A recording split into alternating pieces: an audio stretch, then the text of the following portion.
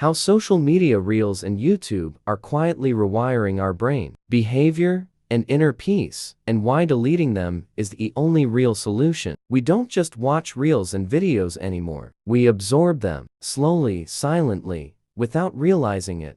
They begin to live inside us. At first, it feels harmless. A short video, a funny clip, a motivational line. But the brain does not see it as just content. The brain experiences it as reality. Every reel triggers dopamine. Every scroll promises something new. The brain learns that stimulation equals relief. So when we feel bored, lonely, stressed, confused, or emotionally heavy, the hand automatically reaches for the phone, not by choice, but by conditioning. Over time, the brain stops sitting with emotions and starts escaping from them. The human brain was never designed to process hundreds of emotions, stories, and opinions in minutes. We jump from joy to fear, from hope to insecurity, from inspiration to doubt within seconds. The mind becomes restless, focus reduces, patience reduces, silence becomes uncomfortable, peace feels strange. Too much information creates confusion. One video says trust, another says doubt. One says love, another says leave. One says follow your heart,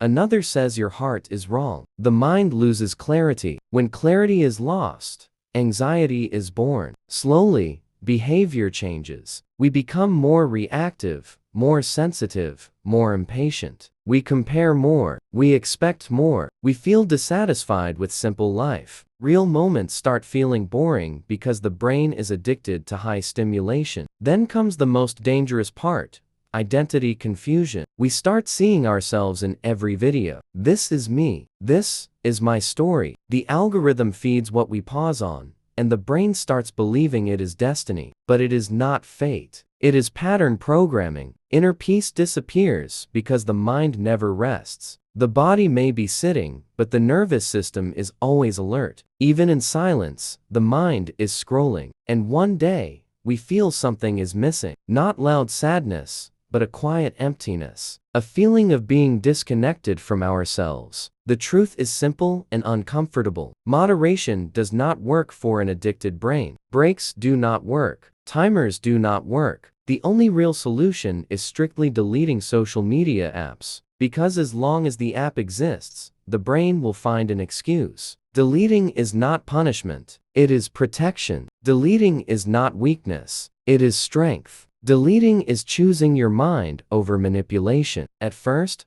it will feel empty, boring, restless.